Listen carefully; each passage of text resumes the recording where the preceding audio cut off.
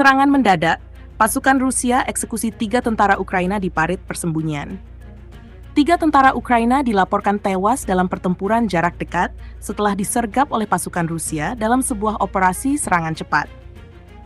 Peristiwa ini terekam dalam video yang beredar luas di media sosial, meski lokasi kejadian belum diketahui secara pasti.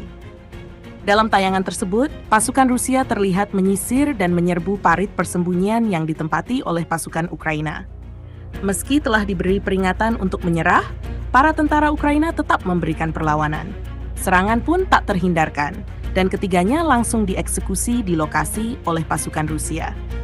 Insiden ini kembali menyoroti brutalnya pertempuran di garis depan dan meningkatnya intensitas konfrontasi antara kedua belah pihak di medan tempur. Hingga kini, belum ada keterangan resmi dari otoritas militer terkait insiden ini.